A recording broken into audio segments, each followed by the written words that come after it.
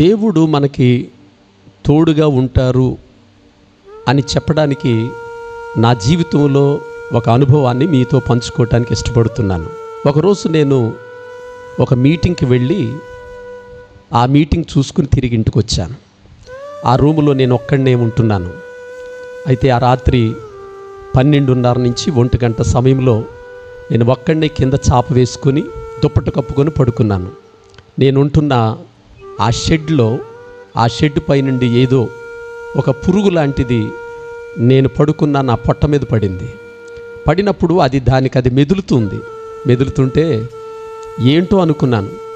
మళ్ళీ 1 సెకండ్ పోయిన తర్వాత అది తీవ్రంగా కదులుతున్నట్టుగా చూశాను. వెంటనే నాకు భయమేసి ఒక్కసారిగా దుప్పటితోటి అవతలికి విసిరేశాను. విసిరినప్పుడు వెంటనే లేచి లైట్ వేశాను. ఇదేదో పాము ఏదో వచ్చి పడింది, నన్ను కరిచేస్తుంది అనుకుని భయపడుతుండగా ఆ దుప్పట్లో నుంచి ఒక 8 అంగుళాలు పొడుగు ఉన్న ఒక పెద్ద జెర్రీ బయటకు వచ్చింది. బయటకు వచ్చినప్పుడు చాలా బలంగా లావుగా ఉంది, ఎర్రగా ఉంది. దాన్ని పేరంటాల్ జెర్రీ అంటారట పూర్వకాలంలో. దాన్ని చూసినప్పుడు నాకు చెమటలు పట్టాయి. వెంటనే ఆ దుప్పట్లో నుంచి బయటకు వచ్చిన ఆ జెర్రీ పాక్కుంటూ కింద ఉన్న బీరువాలోకి వెళ్ళిపోయింది. బీరువా కిందకి వెళ్ళిపోయింది. నేనేం చేయాలో తెలియదు. అర్ధరాత్రి ఎవరింటికి వెళ్ళాలో తెలియదు. ఆ జెర్రీని దేంతన్నా తీసి కొట్టడానికి నాకు ధైర్యం సరిపోవట్లేదు. అప్పుడు నేను ఆ రాత్రంతా కూడా ఇక నేను ఇలా మెలకుగా ఉండాలేమో అని ప్రభుని తలంచుకుంటూ నేను కూర్చొని అలాగే ఒక కన్ను తెరుస్తూ ఒక కన్ను మూస్తూ అది ఎక్కడుందో ఎక్కడికి వెళ్ళిందో అక్కడే చూస్తూ ప్రార్థన చేస్తూ ఉన్నాను.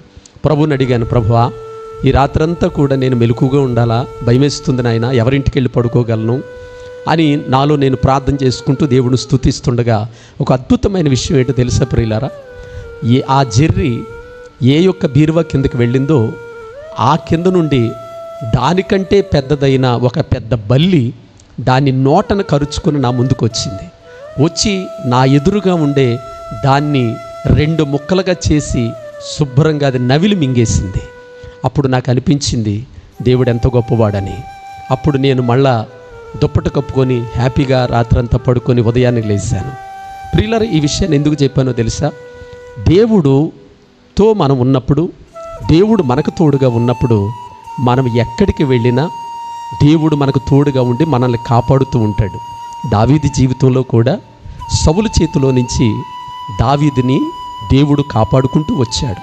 తన యందు భయభక్తులు కలిగి తన త్రోవల్లో నడుచు వారందరినీ దేవుడు ఏ అపాయంలో ఉన్నా, ఏ కష్టంలో ఉన్నా, ఏ పరిస్థితుల్లో నీవున్నా నిన్ను కాపాడుకుంటూ ఆయన బాధ్యత. కనుక ఒకేలా మీకు ఎలాంటి అనుభవాలు ఉంటే మీరు కామెంట్స్ ద్వారా నాకు తెలియపరచండి. మీ కొరకు నేను ప్రార్థన చేస్తాను. దేవుడు ఈ మాటలు దీవించును గాక. అందరికీ వందనాలు. God bless you. Thank you.